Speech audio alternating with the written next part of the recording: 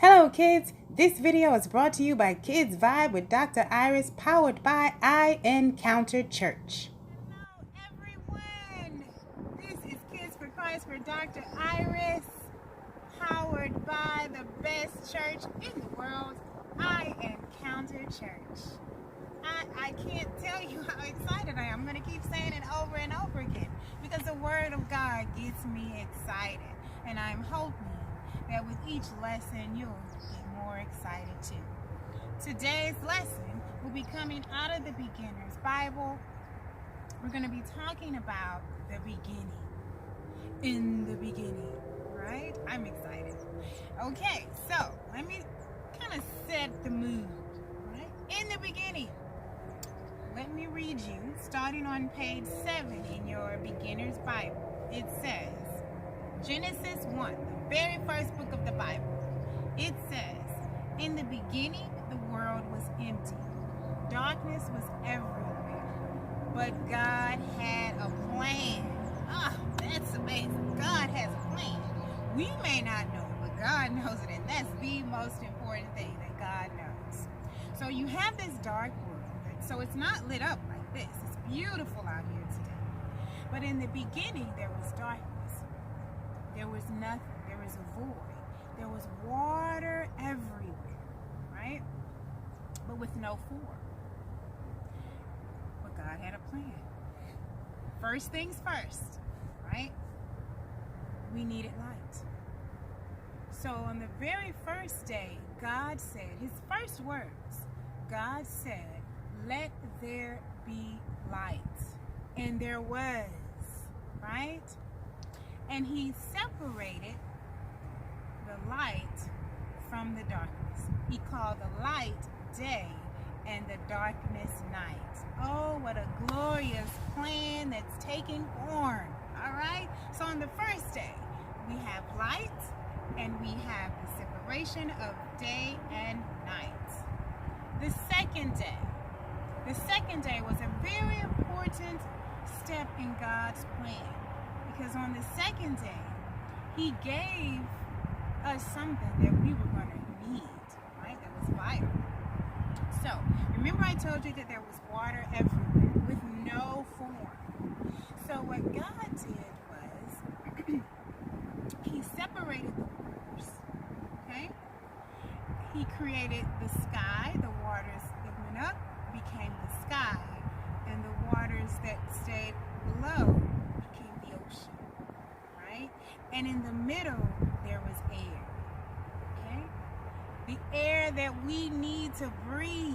That is the most vital thing. We need air to breathe, and God fixed that up for us. Let me show you this experiment. So if you're at home, I have my fruit in the bowl. That's for later, so pretend like you don't see that. So if you're at home, you're going to need a few things. You're going to need a bowl, a bottle of water. Well, maybe not a bottle of water. Your parents may not want you to use a bottle of water.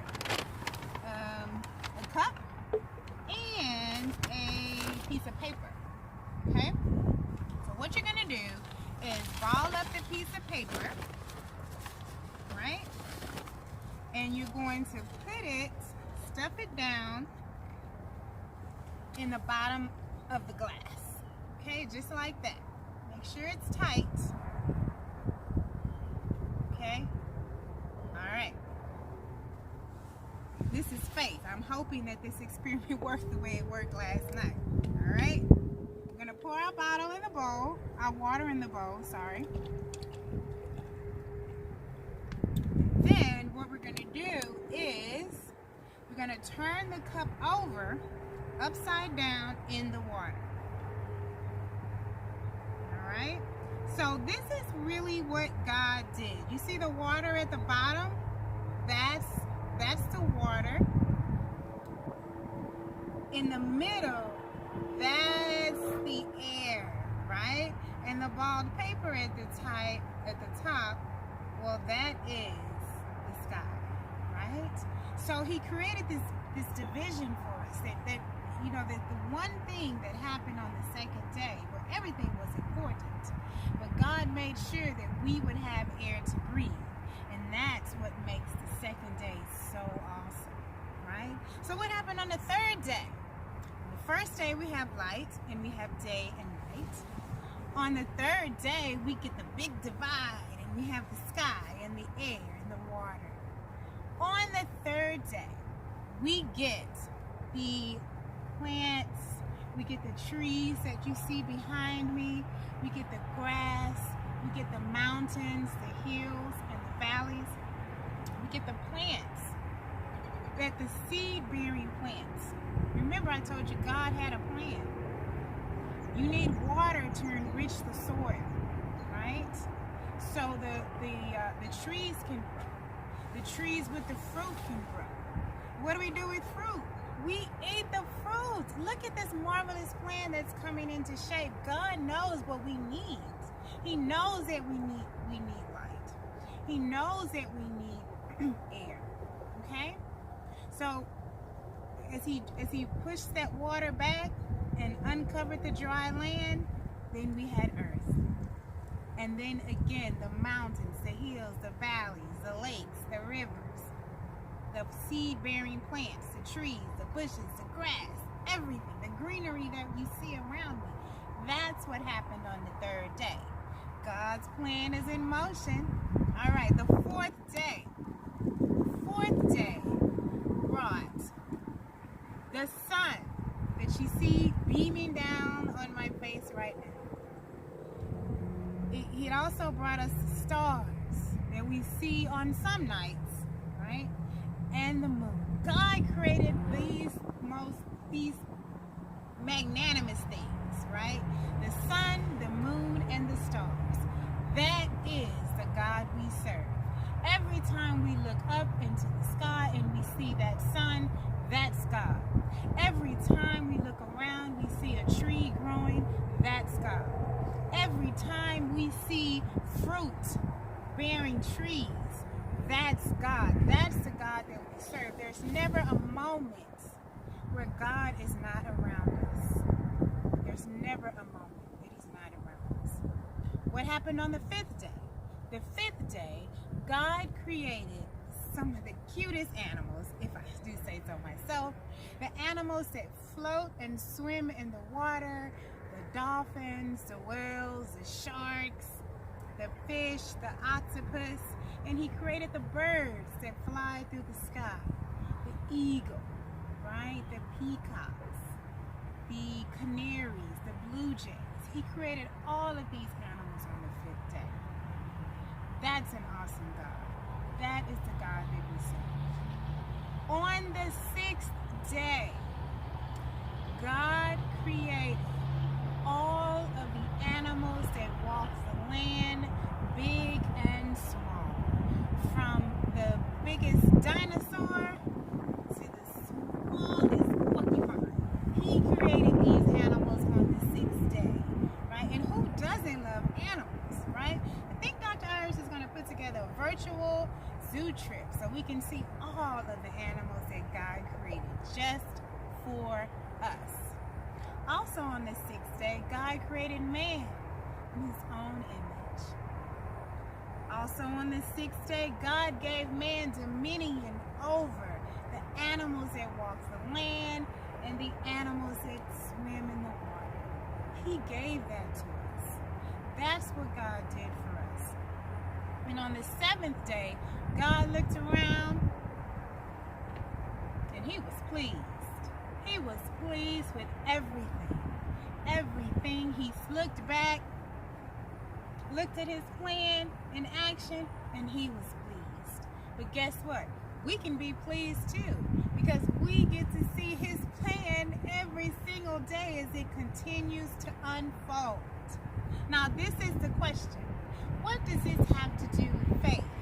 What does the creation story have to do with crazy faith? What does the creation story have to do with proving that faith is way better than the faith of Captain America and Thor and Black Panther and all of those men?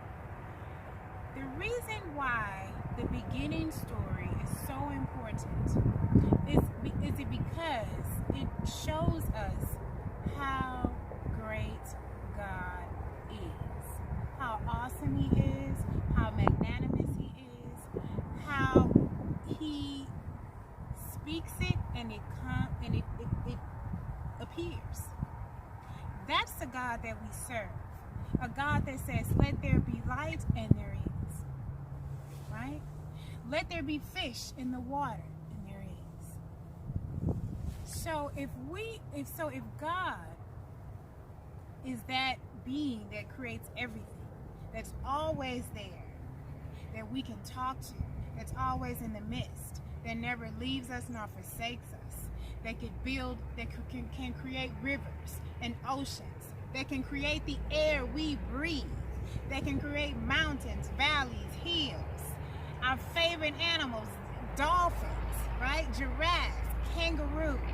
If he can separate day and night, that is an awesome God.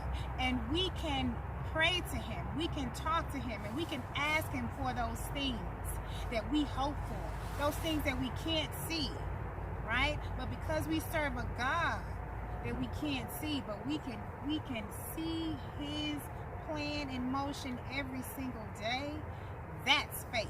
We can have faith in that. We can have faith because we serve an awesome God. All right? So, what I want you to do now is to click on those interactive lessons. Let us know how you're doing. Let me know how you're doing. Do you know what happened on the first day, the second day, the third, the fourth, the fifth, the sixth, the seventh day? Well, the worksheets are going to ask. You're going to ask if you remember what I talked about today. Also, there's some artwork on some artwork worksheets. I want you to present your artwork. Draw some of the animals, your favorite animals that God created, right? Your favorite animals that God created just for you. That's the God we serve. And you can talk to God. And you can ask him for those crazy things, because we serve an awesome God, and we are allowed to have crazy faith. Yes, we are. All right, just remember two things for me. You are awesome because God made you that way. And the second thing, you are proud because faith is your superpower. This is Kids for Christ for Dr. Iris, powered by I Encounter Church. I'll see you next Sunday.